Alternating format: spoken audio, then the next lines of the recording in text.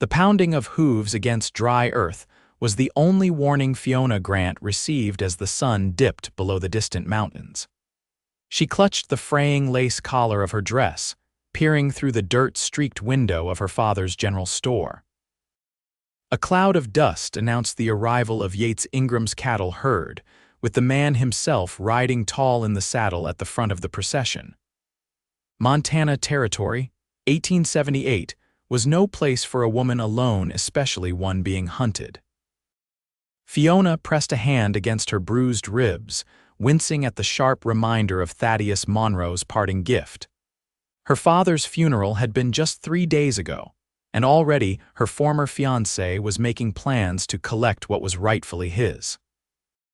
In the fading light, she watched the cattle move through the town's main street, Yates directing his men with nothing more than hand signals and quiet nods. "Miss Grant," Mrs. Peterson whispered, appearing beside her. The widow who'd helped at the store since Fiona's mother died years before squeezed her arm. "He's asking for you." Fiona turned, heart hammering. "Thaddeus?" "No, child, Mr. Ingram says he needs to settle his account before moving on tomorrow." Relief washed through her, followed by desperation. Tomorrow? Yates Ingram would be gone tomorrow, and with him, perhaps her only chance of escape. She smoothed her skirts, mind racing. Yates Ingram was known throughout the territory as a fair man, a hard worker, and most importantly, a God-fearing soul who never raised his voice except in prayer. She'd seen him in town a dozen times over the years, exchanging little more than pleasantries and business transactions. He was a stark contrast to Thaddeus, older by at least 10 years at perhaps 30, weathered by sun and wind rather than drink and cruelty. His eyes clear and direct rather than calculating. "Tell him I'll be right there," Fiona said, forcing steadiness into her voice as she formulated the most desperate plan of her 20 years. Yates Ingram stood at the counter, hat respectfully removed to reveal dark hair with threads of silver at the temples. His eyes, an unusual shade of amber, met hers with quiet sympathy. "Miss Grant, my condolences about your father. He was a good man." "Thank you, Mr. Ingram." Fiona moved behind the counter, reaching for the ledger. Her hands trembled slightly as she opened it. "You're heading south." "Yes, madam, taking the herd to Wyoming. Got a buyer waiting." He placed several coins on the counter, for supplies, and to settle last month's credit. Their fingers brushed as she collected the money, and Fiona seized the moment of connection. "Mr. Ingram, I wonder if I might speak with you privately." Surprise flickered across his features, but he nodded, following her to the small office at the rear of the store. Fiona closed the door, leaning against it as if it might lend her strength. "Miss Grant is everything I need to leave Promise Creek," she said, the words tumbling out, "and I need your help." Yates's expression remained steady, though his brows drew together slightly. "I'm listening." "Thaddeus Monroe, you know him?" A shadow crossed Yates's face. "I know of him." "Not a man I care to do business with. We were engaged. My father arranged it before he fell ill. I never wanted," she swallowed hard.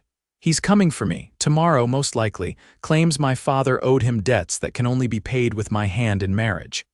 "And did your father owe such debts?" "No," she said firmly. "But Thaddeus has the mayor and sheriff in his pocket, his word against mine." Yates studied her face, taking in the fading bruise near her temple that her carefully arranged hair couldn't quite hide.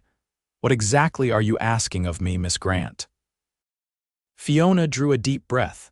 "Take me with you as your wife."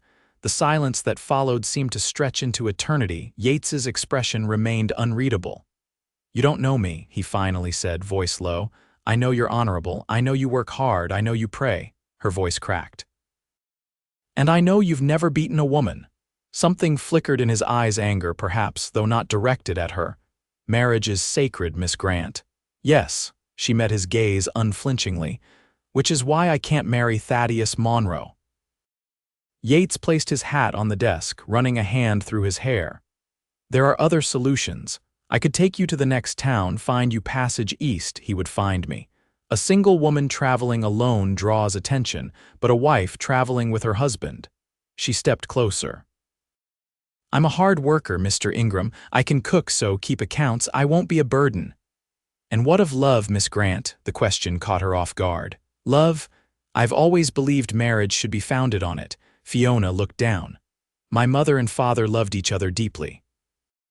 I saw what that was, but such things seem beyond my reach now. And you'd rather a marriage without love than Thaddeus Monroe? Yes, her answer came without hesitation. Yates was quiet for a long moment. There's a preacher passing through, staying at the boarding house. If we were to do this, it would be properly before God. Hope flickered in her chest. Then you'll help me, on one condition, he said, his voice serious. This wouldn't be temporary, not in my eyes. If I take you as my wife, it would be until death parts us. I won't make false vows before God. Fiona hadn't considered beyond escape. The prospect of binding herself permanently to a near stranger was daunting, yet somehow less terrifying than the alternative. I understand, she whispered. Pack only what you can carry on horseback. Meet me at the church in 1 hour. If you're not there, I'll understand. Yates retrieved his hat, settling it on his head with a nod. 1 hour, Miss Grant. After he left, Fiona sank into her father's chair, heart racing. She had just proposed to a man she barely knew, offered herself as wife to escape another man's cruelty. Was she trading one form of bondage for another? Yet something in Yates Ingram's steady gaze had spoken of decency, of strength without violence, of faith. She stood, decision made. 1 hour to gather her life into a saddlebag and leave everything else behind. The small church stood at the edge of town, its whitewashed walls gleaming in the moonlight. Fiona approached slowly, her horse's hooves muffled in the soft dirt. She changed into her best-dressed navy blue with a lace collar and pinned her auburn hair neatly beneath a modest bonnet. A single saddlebag contained her most treasured possessions: her mother's Bible, a few photographs, a small box of jewelry, and practical items like clothing and toiletries. Yates waited outside, speaking quietly with an older man she recognized as the traveling preacher. When he saw her, relief visibly washed over his features. Had he thought she wouldn't come, he approached, taking the reins of her horse. "You're certain?" "I am," Fiona said, more steadily than she felt. The ceremony was brief. Inside the empty church, lit only by a few lanterns, they exchanged vows. Yates's voice remained steady, his eyes never leaving hers as he promised to cherish and protect. When the preacher pronounced them husband and wife, Yates hesitated only briefly before leaning forward to place a chaste kiss upon her lips. "Mrs. Ingram," he said softly, the name strange to her ears. They left immediately, riding out to join Yates's men and the cattle herd camped outside town. The cowboys stared in undisguised shock as Yates introduced his new bride. But none questioned their boss, an older man with a weathered face and kind eyes, who Yates introduced as Santiago, his foreman, prepared a separate tent for them with surprising efficiency. When they were finally alone, Fiona stood awkwardly, uncertain of her place or what was expected. "You take the bedroll," Yates said quietly. "I'll sleep outside. But we may be married in the eyes of God and the law, but we're strangers still." He offered a gentle smile. "Sleep well, Mrs. Ingram. We've a long journey ahead."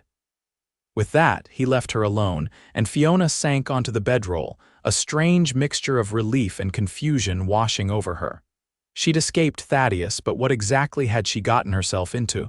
Morning came with the sounds of the camp stirring to life. Fiona dressed quickly, embarrassed to have slept later than everyone else.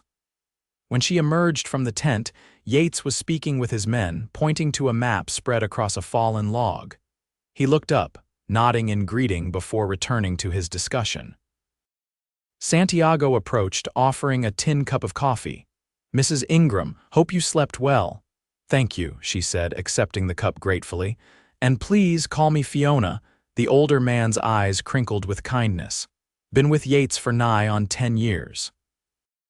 Never known him to do anything impulsive before."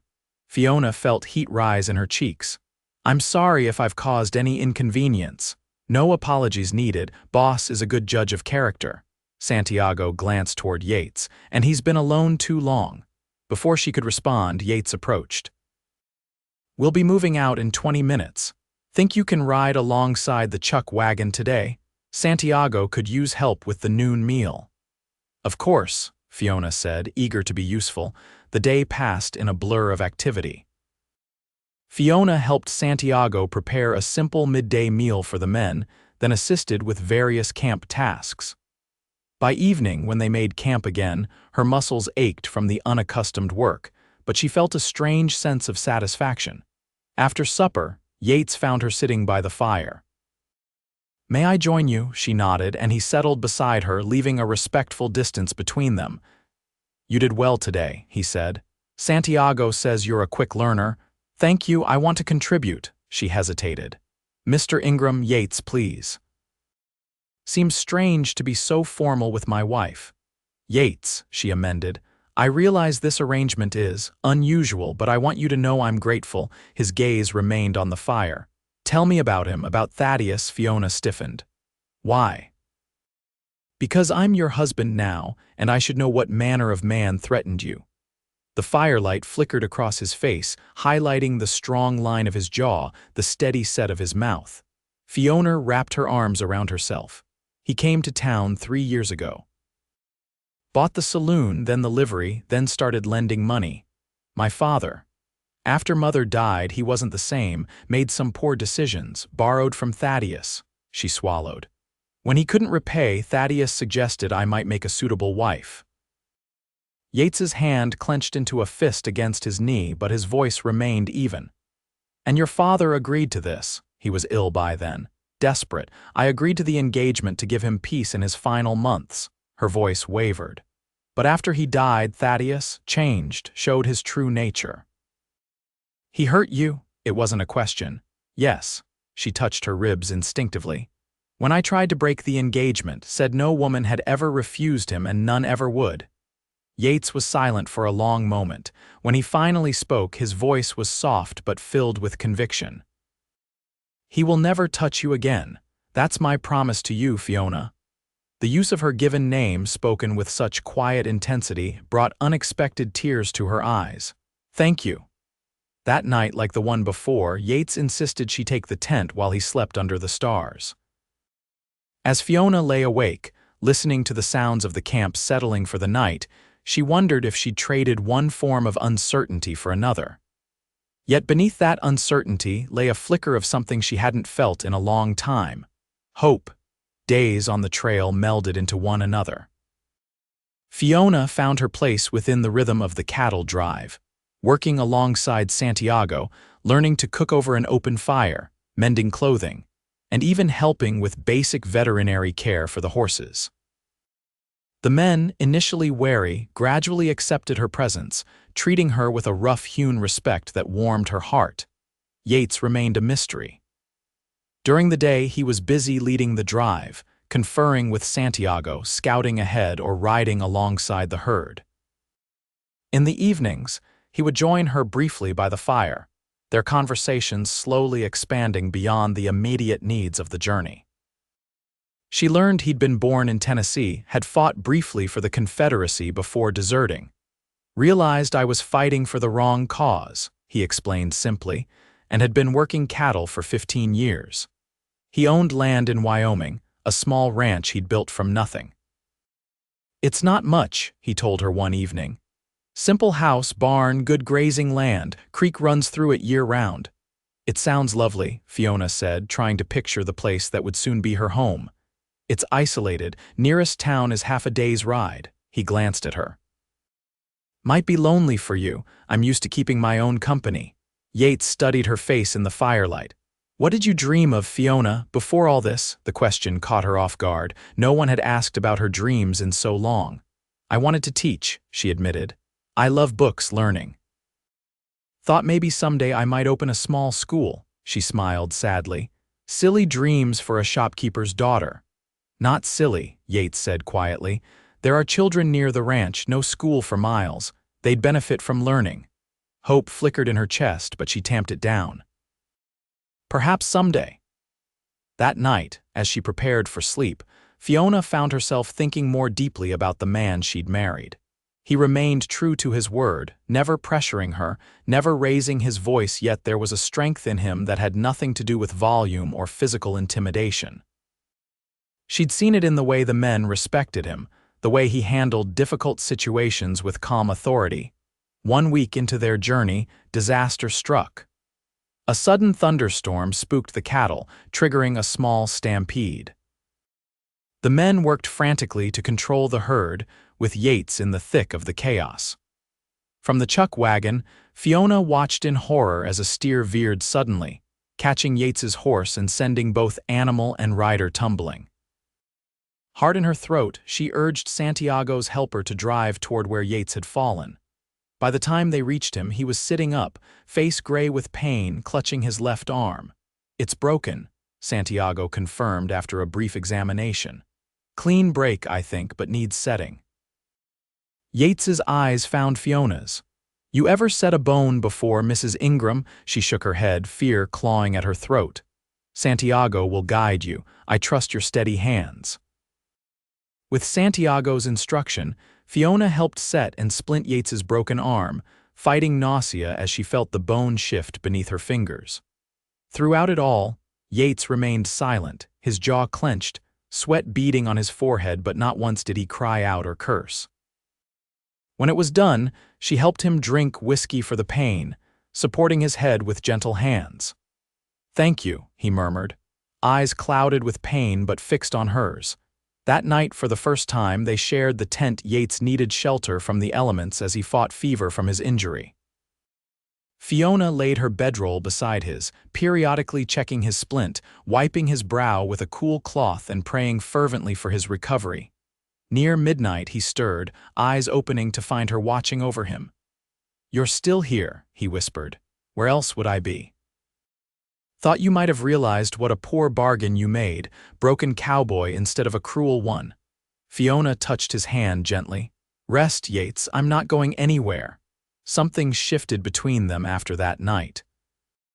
As Yates recovered, able to ride again though his arm remained splinted, Fiona found herself watching him more closely, noticing details she'd overlooked before, the way the corners of his eyes crinkled when he smiled. How he always thanked the cook no matter how simple the meal, the gentle way he spoke to his horse. Each evening they sat together by the fire, their conversations growing deeper, more personal. Yates spoke of his parents, both long dead, of his younger sister who'd married a shopkeeper in St. Louis, of his dreams for his ranch. "I want it to grow," he admitted one night. "Not to be the biggest, just sustainable, something to pass on someday." Fiona, warming to their newfound openness, asked softly, "To children?" Yates looked startled, then thoughtful. "I always assumed I'd die alone with my cattle, never thought much beyond that. And now?" His eyes met hers, something unreadable in their depths. "Now I'm not sure what to think, Mrs. Ingram." 2 weeks into their journey, they encountered another cattle outfit heading north. The trail boss, a burly man named Jenkins, joined them for supper, sharing news from towns they'd passed through. "Heard some commotion back in Promise Creek," Jenkins mentioned casually. "Some feller raising hell about his woman being stolen. Monroe, I think the name was." Fiona froze, her spoon halfway to her lips. Beside her, she felt Yates tense. "Man claimed his fiancé was taken by a cattle driver," Jenkins continued, oblivious to their reaction. "Put out a reward for information. Quite the sum, too." "His fiancé died," Yates said evenly, his voice carrying quiet authority. "I married my wife proper with a preacher and witnesses." Jenkins glanced between them, understanding dawning on his weathered face. "No offense meant, Ingram, just passing along trail news." Later, alone in their tent, Fiona couldn't stop trembling. "He's looking for me." Yates sat beside her, careful not to crowd her. "He won't find you. By the time we reach Wyoming, the trail will be cold. You don't know him. He doesn't give up what he considers his." "You're not his," Yates said, his voice low but fierce. "You're your own woman who chose to be my wife." Fiona looked up, surprised by his vehemence. "I forced this marriage on you, trapped you with my problems. Is that what you think?" Yates shook his head slowly. Fiona, I could have helped you escape without marriage, could have given you money for a stagecoach east or hired protection. Then why? Because when you stood in that office, frightened but determined, I saw something in you that called to me. He looked away, seemingly embarrassed by the admission. I've been alone a long time, never met a woman who made me think twice about that until you. The confession hung between them, changing the air in the small tent. Fiona's heart beat rapidly as she processed his words. I don't know how to be a wife, she whispered. A real one. Yates's eyes, when they met hers, held no demand, only gentle understanding. I don't know how to be a husband. Perhaps we can learn together in time. That night, for the first time, when Yates reached for her hand in the darkness, Fiona laced her fingers with his and held on until morning. The following days brought subtle changes to their relationship. Yates began seeking her opinion on trail decisions. Fiona found reasons to ride alongside him rather than staying with the chuck wagon. In the evenings, they sat closer by the fire, occasionally touching a hand on a shoulder, knees brushing, small contacts that sent unexpected warmth through Fiona's body. At night, they continued to sleep side by side, chastely but increasingly comfortable with each other's presence. Once, Fiona woke to find herself curled against Yates's chest, his good arm wrapped protectively around her. Instead of pulling away, she remained still, savoring the unfamiliar sense of security. 3 weeks into their journey, disaster struck again. They were crossing a river, the herd making slow but steady progress when one of the younger cowboys lost control of his horse in the current. Yates, without hesitation, spurred his mount into the deeper water, reaching the struggling man just as he went under.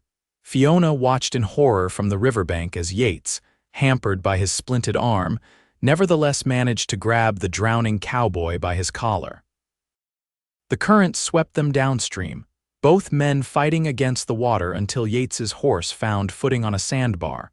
By the time Santiago and others reached them, Yates had dragged the young man to safety, though both were soaked and exhausted.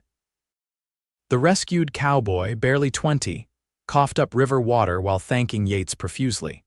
That night, as Fiona helped Yates change the wrapping on his arm, checking that the splint remained secure despite its soaking, she found herself overwhelmed with emotion. You could have drowned, she said, voice unsteady. Your arm you shouldn't have, he's just a boy, Yates said simply. Couldn't watch him die, you risk yourself too easily. Yates studied her face. You were worried for me. Of course I was worried. The force of her response surprised them both. I've grown, accustomed to you. A smile tugged at the corner of his mouth. Accustomed, Fiona busied herself with the bandage, avoiding his eyes. Perhaps more than accustomed, Yates caught her hand, stilling her movements. When she finally met his gaze, the tenderness she found there made her breath catch. Fiona, he said softly, I'd like to kiss my wife, if she's willing. Her heart hammered against her ribs as she nodded. Yates leaned forward slowly, giving her every chance to withdraw, before pressing his lips to hers in a gentle, questioning kiss. Unlike the brief, perfunctory contact after their wedding, this kiss held warmth and a tentative yearning that made Fiona's knees weak. When they parted, Yates rested his forehead against hers. Been wanting to do that for a while now. Why didn't you? Didn't want you to think I was collecting on a debt. His voice grew serious. You came to me for safety, not this. Fiona touched his face, fingers tracing the line of his jaw. What if I want this now? The question hung between them, charged with possibility. Yates's eyes darkened as he searched her face, looking for certainty. Then I'd say we've both found something we weren't looking for, he murmured before drawing her into another kiss. Deeper this time, his good arm encircling her waist. That night marked another shift in their marriage.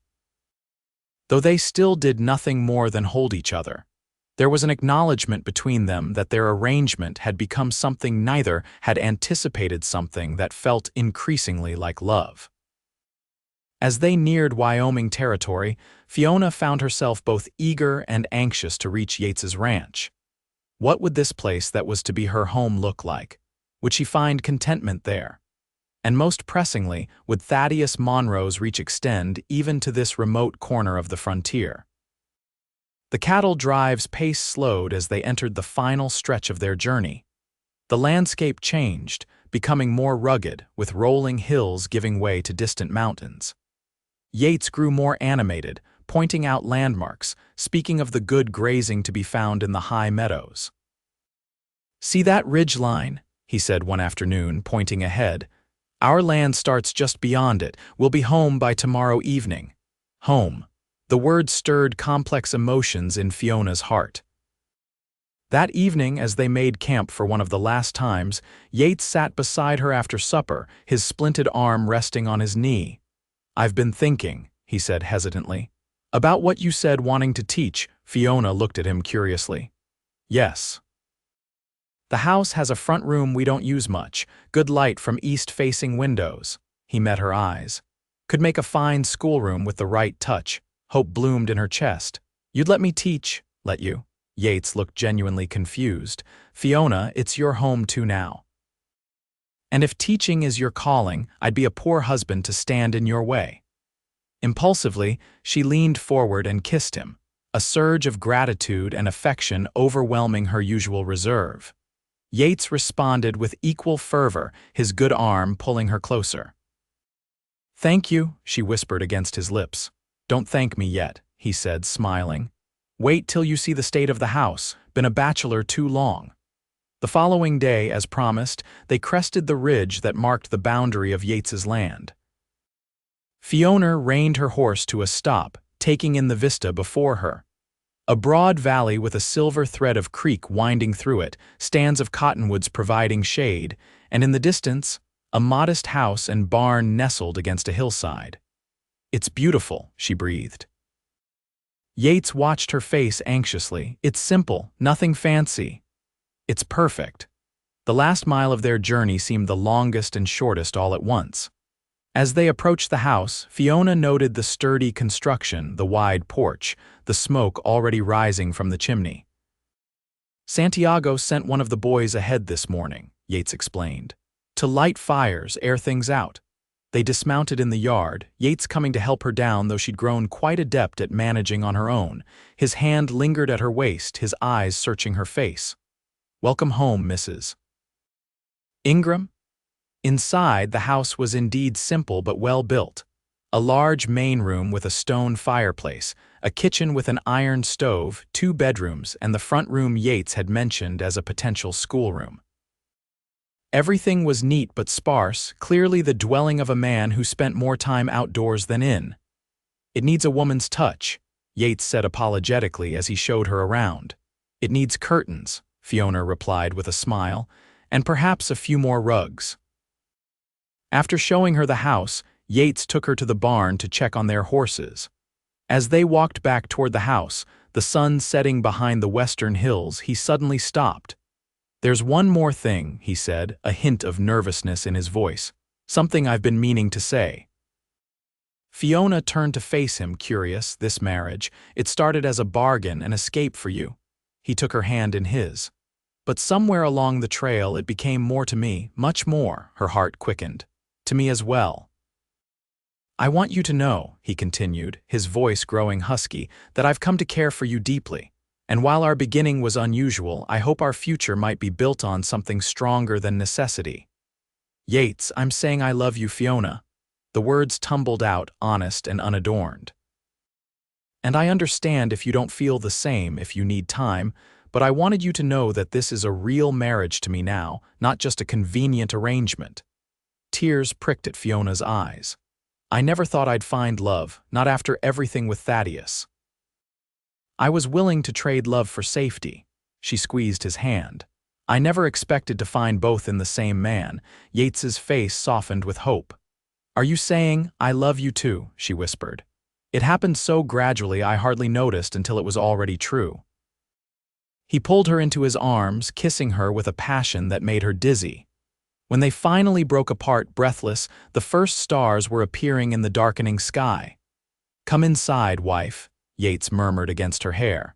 "Let me show you what it means to be truly cherished." That night, in the privacy of their bedroom, Yates and Fiona consummated their marriage with tender reverence. His touch was gentle, his patience infinite as he guided her through unfamiliar territory. Where Fiona had once feared this aspect of marriage, with Yates she found only joy, connection, and a deepening of the bond between them. Afterward, lying in his arms, watching moonlight filter through the window, Fiona felt truly at peace for the first time in years. "I never imagined it could be like this," she confessed quietly. Yates stroked her hair, pressing a kiss to her temple. "Like what? So tender, so equal?" She traced patterns on his chest. "Thaddeus always spoke of wives obeying, submitting, said a woman's pleasure was irrelevant." A low rumble of displeasure sounded in Yates's chest. "That man understands nothing of love or marriage. And you do," she teased gently. "I'm learning," he replied seriously. "With you." The following weeks were filled with adjustments as they settled into life together. Yates's arm healed fully, allowing him to resume all his ranching duties. Fiona transformed the house, adding small touches that made it truly a home. Curtains sewn from fabric purchased on their first trip to town, wildflowers in mason jars, quilts draped over chairs. True to his word, Yates helped her convert the front room into a schoolroom. Word spread through the scattered community, and soon 5 children from neighboring ranches were arriving 3 days a week for lessons. Fiona's heart swelled with purpose as she taught reading, writing, and arithmetic to eager young minds. In the evenings, they would sit on the porch, watching the sun set over their land, talking of the day's events or sometimes simply enjoying comfortable silence. In those quiet moments, Fiona marveled at how completely her life had changed from fear and uncertainty to love and security in the span of a few months. But shadow still lurked at the edges of their happiness. News reached them through travelers that Thaddeus Monroe had not abandoned his search. He'd been seen in towns throughout the territory, asking about a red-haired woman and a cattle driver with a Wyoming ranch. "He won't find us," Yates assured her, though his eyes revealed his concern. "And if he did, he'd have no claim on you. We're legally married." "Law matters little to men like him," Fiona replied, remembering all too well Thaddeus's disregard for rules that didn't serve his purposes. Yates took her hand, squeezing it gently. "I won't let him hurt you, ever." September brought the first hint of autumn to the valley. Trees along the creek turned golden, nights grew cooler, and Fiona found herself making preparations for winter. She preserved vegetables from their garden, dried herbs, and worked alongside Yates to ensure the livestock would be well tended through the coming cold months. One crisp morning, as they finished breakfast, a thundering of hooves in the yard drew their attention. Yates moved to the window, his body tensing immediately. "Stay inside," he ordered, reaching for his rifle. Fiona's heart lurched. "Who is it?" "3 riders, don't recognize them." Yates checked his weapon, his movements precise despite the urgency. "Bar the door behind me." Before she could protest, he was gone, stepping onto the porch to confront their visitors. Fiona moved to the window, peering around the edge of the curtain she'd sewn. 3 men sat on horseback in the yard, dust still settling around them. 2 were clearly hired guns, rough-looking men with hands hovering near holstered pistols. The third, sitting slightly ahead of the others, was all too familiar Thaddeus Monroe, his handsome face set in lines of cruel determination. "Ingram," Thaddeus called, his voice carrying clearly through the window. "I've come for what's mine." Fiona's blood ran cold. He'd found them. Despite the distance, despite the months that had passed, he'd tracked her down. Outside, Yates stood tall on the porch, rifle held ready but not aimed. His voice, when he responded, was calm but firm. "Nothing here belongs to you, Monroe. Best you turn around and ride out." Thaddeus laughed, the sound devoid of humor. "The woman inside belongs to me. Her father promised her hand. We had a contract." "She's my wife," Yates replied steadily. "Legally married before God and witnesses. Any prior arrangement was voided." "A marriage under false pretenses is no marriage at all." Thaddeus's voice hardened. "She's coming with me one way or another." Fiona couldn't stand it any longer. Despite Yates's instruction to stay inside, she unbarred the door and stepped onto the porch, coming to stand beside her husband. "Fiona," Yates murmured, disapproval and concern in his voice. "I need to face him," she replied quietly before turning her attention to the man who had haunted her nightmares for months. "Thaddeus, you have no claim on me. I never agreed to marry you. My father made that arrangement without my consent, and he's gone now." Thaddeus's eyes narrowed as he studied her. "You look well, Fiona. Country living agrees with you." His gaze shifted to take in the house, the ranch. "Though you could have had so much more with me." "The finest house in Promise Creek, servants, beautiful dresses, and bruises beneath them," she countered, her voice stronger than she felt. "I made my choice, Thaddeus. I chose freedom, and then I chose love." Something ugly flashed across his face. "Love. You've known this man, what, 3 months? You belonged to me for years." "I never belonged to you," Fiona said firmly. "I was never property to be claimed or traded." Thaddeus dismounted slowly, his movements deliberate. Behind him, his hired guns followed suit, spreading out slightly. The threat was implicit. "Step away from her, Ingram," Thaddeus said, his voice deceptively soft. "I don't want to spill blood, but I will if necessary." Yates shifted slightly, positioning himself more fully in front of Fiona. "You're threatening a man on his own property in front of his wife." "That's a fool's errand, Monroe." 3 guns against 1, Thaddeus countered. "Those aren't favorable odds." Tension crackled in the air. Fiona's heart hammered against her ribs as she realized this confrontation could end in bloodshed. Yates's blood spilled because of her. "Wait," she said suddenly, touching Yates's arm. "Let me speak to him, alone." Yates turned to her, alarm evident in his eyes. "Absolutely not. Trust me," she whispered. "Please." For a long moment, Yates searched her face. Whatever he saw there must have reassured him, for he finally gave a tight nod. 5 minutes. Any longer, or if he makes a move toward you, I'm coming out shooting." Fiona squeezed his arm in gratitude before descending the porch steps. She walked halfway to where Thaddeus stood, stopping at a safe distance. "Speak your piece," she said, proud of how steady her voice remained. Thaddeus approached until only a few feet separated them. Up close, she could see the changes in him, new lines around his mouth, a hardness in his eyes that hadn't been there before. "You humiliated me," he said, voice low. "Left me standing at the altar with half the town watching." "There was no altar, Thaddeus. You were planning to drag me to the preacher the day after my father's funeral." She met his gaze unflinchingly. "I did what I had to do to survive. By throwing yourself at the first man passing through town," his lip curled in disgust. "I expected better of you, Fiona. Yates is a good man." "A kind man." She straightened her shoulders. "Everything you pretended to be." Thaddeus's hand shot out, grabbing her wrist painfully. "Don't you dare compare me to some dirt poor rancher." The click of a rifle being cocked sounded from the porch. "Let her go," Yates called, his voice deadly calm. Now, Thaddeus released her but didn't back away. "This isn't over, Fiona. I've tracked you for months. I've invested too much to walk away empty-handed." A sudden clarity came over Fiona. All these months she'd feared this man, let him haunt her thoughts even as she built a new life. Standing before him now, she realized something fundamental had changed. She was no longer the frightened shopkeeper's daughter. She was Fiona Ingram, a woman who had found her strength. "It is over, Thaddeus," she said with quiet conviction. "Whatever you thought you owned died with my father. Whatever claim you imagined you had is gone." She took a step back. "If you ever return to this ranch, if you ever threaten my husband or our future children, I will shoot you myself." Surprise flickered across Thaddeus's face at her vehemence. For a moment, he seemed uncertain. "The woman you wanted to control doesn't exist anymore," Fiona continued. "Leave us in peace, or I promise you will regret it." The standoff stretched for several heartbeats. Finally, Thaddeus's mouth twisted into a sneer. "Keep her," he spat toward the porch.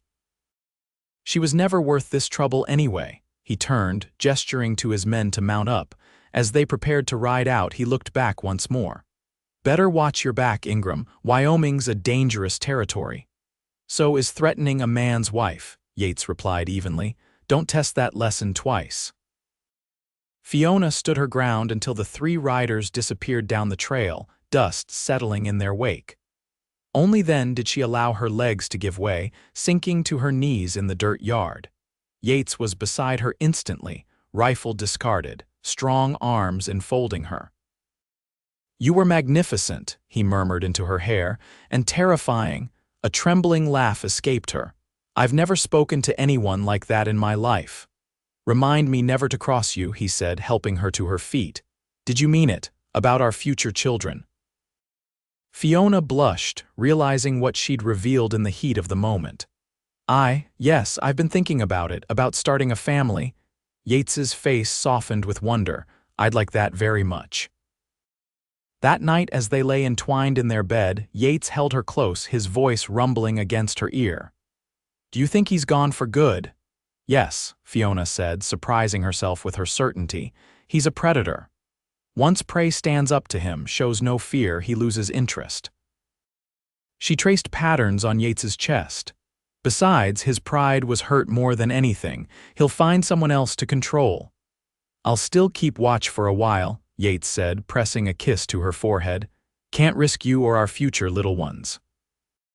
The mention of children brought a warm glow to Fiona's heart. "I never dared dream of this life," she confessed. "Even in my most hopeful moments, I couldn't imagine finding someone like you." "What am I like?" he asked, a smile in his voice, strong without being domineering. "Kind without being weak." She raised herself on one elbow to look into his eyes. "A man who never raises his voice except to pray." Yates traced the line of her cheek with gentle fingers. "I have plenty of faults, Fiona." "As do I, but we're learning together, aren't we?" "Every day," he agreed, pulling her down for a tender kiss. Winter came to Wyoming with a vengeance that year. Snow piled high around the ranch house, winds howled down from the mountains, and the world seemed to contract to their small, warm home.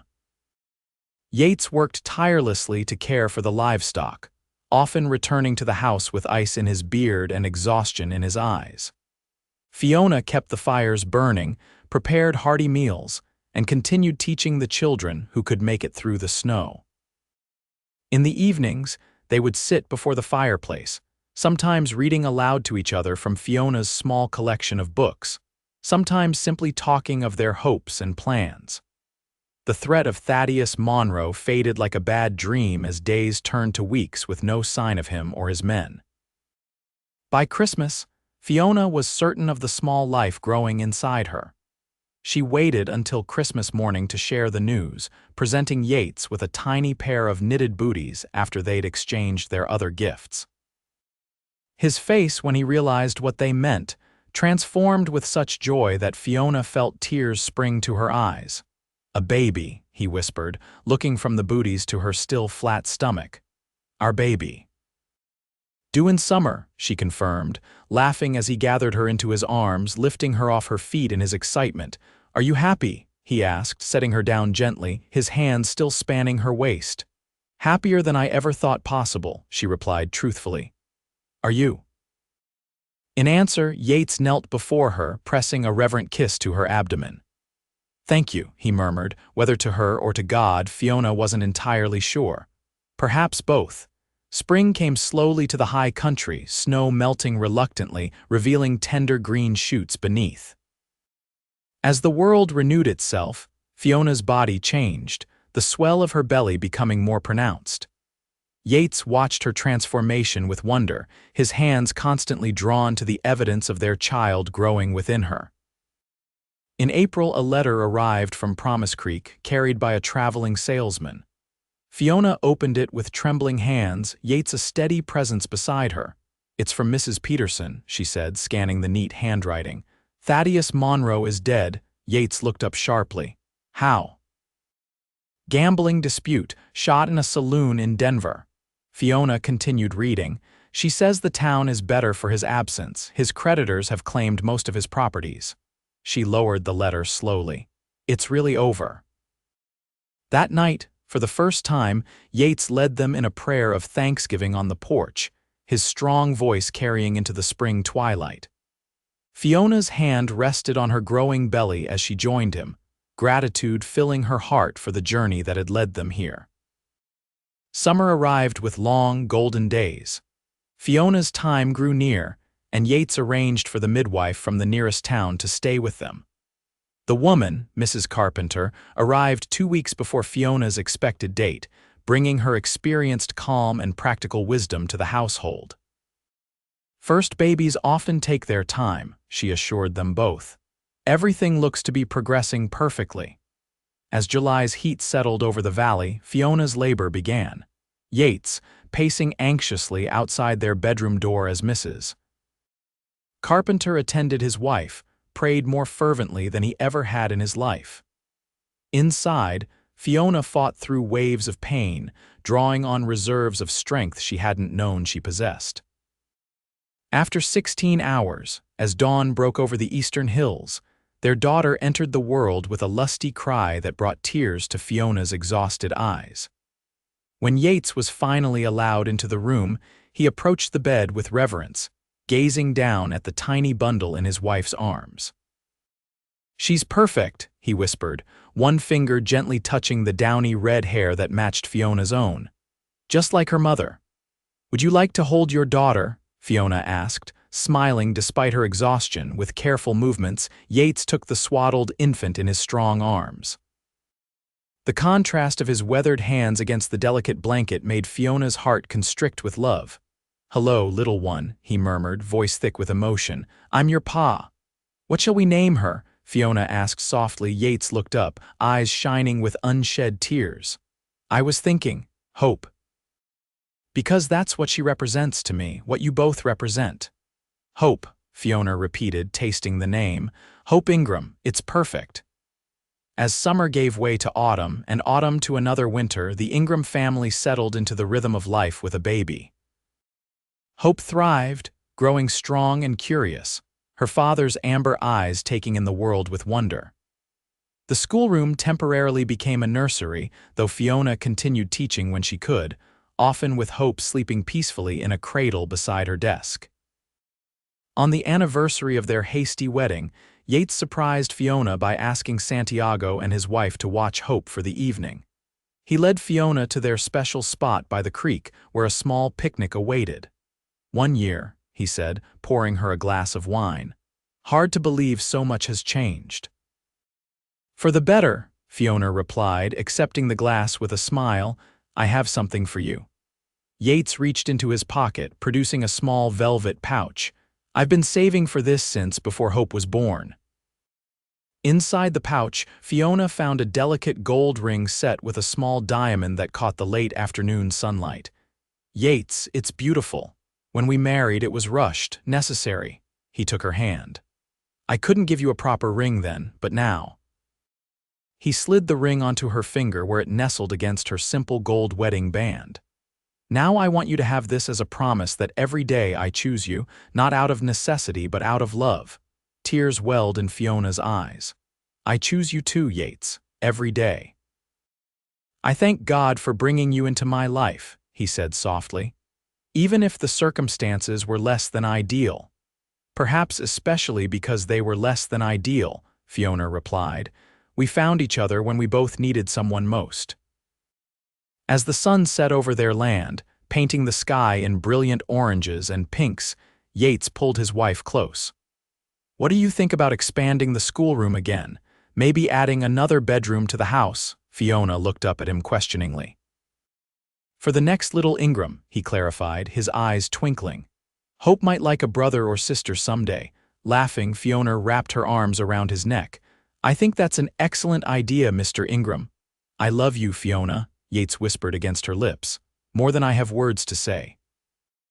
"Then show me," she replied, drawing him down for a kiss that held all the promise of their shared future, a future built not on fear or necessity, but on a love that had blossomed in the most unexpected of circumstances. As twilight deepened into night, they made their way home to their sleeping daughter, to the life they'd built together, both silently thankful for the desperate choice that had led to a marriage of true hearts. 5 years later, the Ingram Ranch had transformed. The house had expanded to accommodate their growing family. Hope, now 5, was joined by 3-year-old Jacob and 1-year-old Elizabeth. The schoolroom had been moved to a separate small building where Fiona now taught 15 children from surrounding ranches and the growing nearby town. Yates's hard work had paid off, his herd prospering, allowing them to hire additional hands. The isolation Fiona had once feared had given way to a sense of community as other families settled in the area, drawn by good land and the promise of education for their children. On a warm summer evening, as their children played in the yard under Santiago's watchful eye, the foreman having become an honorary grandfather to the Ingram brood, Yates found Fiona sitting on their porch, her face turned to the setting sun. "Penny for your thoughts, Mrs. Ingram," he said, settling beside her. Fiona smiled, taking his hand in hers. "I was thinking about Promise Creek, about who I was when I left there." "Regrets?" Yates asked softly. "Not one," she replied firmly. "I was remembering something my mother told me before she died. She said true courage isn't the absence of fear, but acting despite it." Fiona squeezed his hand. "The day I proposed to you was the most terrified I'd ever been, and the bravest." Yates lifted their joined hands, pressing a kiss to her knuckles. "I'd say it worked out rather well." A shriek of laughter drew their attention to the yard, where Hope was teaching Jacob a clapping game while baby Elizabeth toddled after butterflies. Fiona's heart swelled with contentment. "Rather well indeed, Mr. Ingram," she agreed, leaning her head against his shoulder. "For a marriage that began as an escape, we've built quite a wonderful life to run toward." "And we're just getting started," Yates promised, wrapping his arm around her as their children played in the golden light of another Wyoming sunset.